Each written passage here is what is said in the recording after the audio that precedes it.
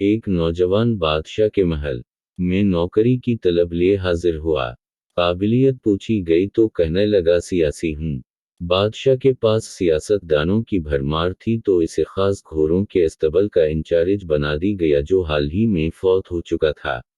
چند دن بعد بادشاہ نے اس سے اپنے مہنگے اور عزیز گھوڑے کے متعلق پوچھا۔ اس نے کہا نسلی نہیں ہے۔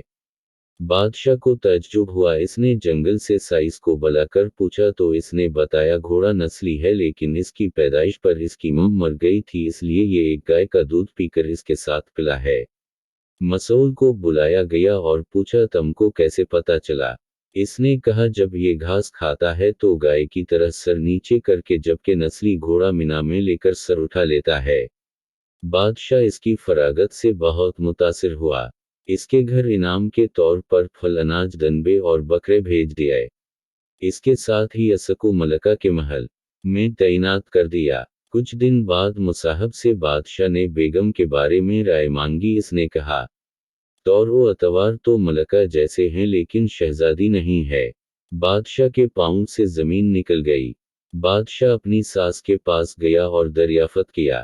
ساس بولی تمہارے باپ نے میرے خاوند سے بیٹی کی پیدائش پر ہی رشتہ طے کر لیا تھا لیکن ہماری بیٹی 6 ماہ بعد ہی فوت ہو گئی تھی تو تمہاری بادشاہت سے تعلقات اچھے رکھنے کے لیے ہم نے کسی کی بیٹی گود لے لی تھی۔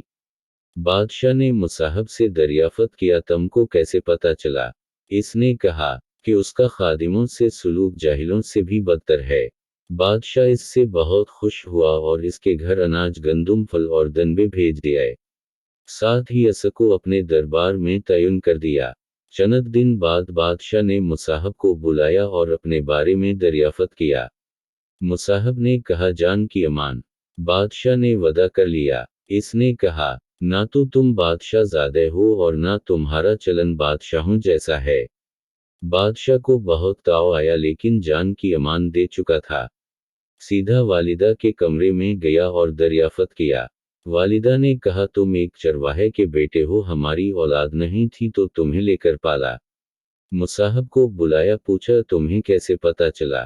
اس نے کہا بادشاہ جب انعام دیا کرتے ہیں تو ہیرے جواہرات دیتے ہیں لیکن آپ بھیڑ بکریاں اور کھانے پینے کی چیزیں عنایت کرتے ہیں۔ یہ اسلوب بادشاہ زادے کا نہیں۔ مورل آپ یہ مت سوچیں کہ سوشل میڈیا پر آپ کو کچھ بول رہے ہیں کسی کو آپ کا پتہ نہیں ہے آپ کے الفاظ آپ کے خاندان کا پتہ بتاتے ہیں۔ خوش رہیں خوشیاں بانٹیں۔ گالیاں دینے سے اس دوسرے بندے کو کیا فرق پڑے گا آپ اپنی زبان خراب کر لیتے ہیں۔